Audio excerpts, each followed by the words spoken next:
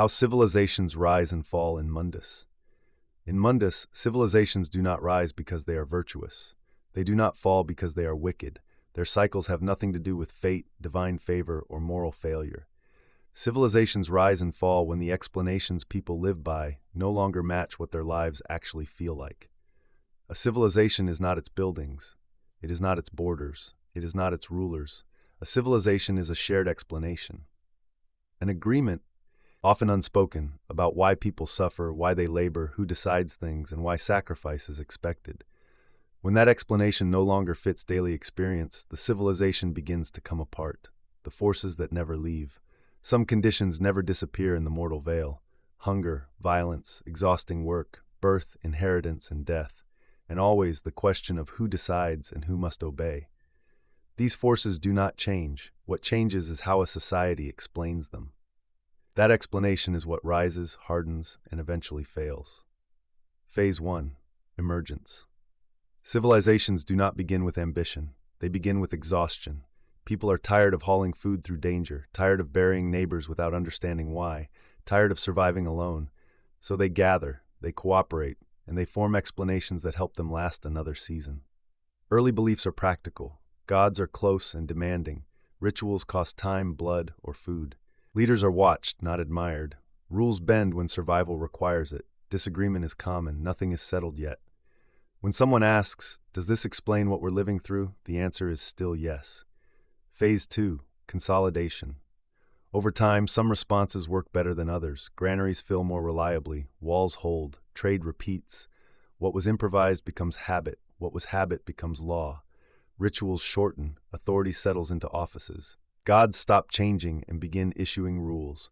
Life improves, not for everyone, but for enough people. Stability feels real, but something subtle shifts. The system starts protecting itself more than the people inside it. Suffering does not disappear, it becomes managed, explained, justified. Phase 3. Saturation. This is where decline quietly begins. The question changes. Instead of asking, "Does this still fit our lives?" the civilization asks, "How do we keep this going?" Rituals continue, but they cost less. Authority explains itself through tradition instead of results. Hardship is framed as necessary, deserved, or invisible. People still work, they still marry, eat, argue, and pray, but fewer of them can honestly say the explanations match their days. The system runs, the story lags. Phase 4. Fracture. Eventually, reality stops cooperating. Food shortages return, not from drought, but from distribution. Violence increases without matching reasons. Authority demands loyalty. It cannot explain without repeating itself. The civilization tries to repair the story. Some call for stricter enforcement. Others blame groups that never fit cleanly. Many reach backward, pointing to a past that never existed as remembered. Rules multiply. Words harden. But the problem remains simple. People no longer agree on what is real. Phase 5. Dissolution. Collapse follows. Sometimes loudly, fires, riots, schisms, sometimes quietly. Institutions remain, but empty. Rituals continue, but no one expects anything from them. In both cases, the civilization ends before the walls fall. Not because the people vanish, but because the shared explanation disappears. What the higher layers of Mundus do. The higher layers of Mundus do not punish civilizations. They do not reward them. They shape what kinds of explanations are possible. In the reflective realm, the second layer, ideas take form. Philosophies, myths, ideologies. When this layer is stable, disagreement sharpens understanding. When it fragments, slogans replace inquiry. Belief becomes armor instead of a lens. Civilizations often begin failing here. Above that, in the harmonic layers, limits assert themselves.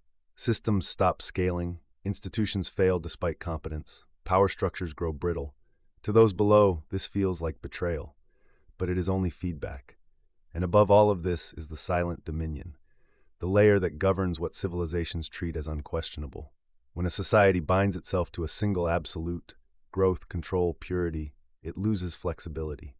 Collapse follows not from weakness, but from rigidity. Why collapse is allowed in Mundus? A civilization that cannot end becomes a prison. It forces people to live inside explanations that no longer fit. It turns suffering into obedience. It blocks new understanding. Collapse clears space, not for perfection, but for new unfinished attempts to explain life honestly. Closing. A civilization is a shared explanation for living with hunger, violence, labor, and death. It rises when that explanation fits reality. It declines when reality moves, and the story does not. The higher layers shape ideas, limits, and assumptions. They do not choose outcomes. Collapse is not judgment, it is release, and what survives, always, are the parts people understood honestly before the explanation failed.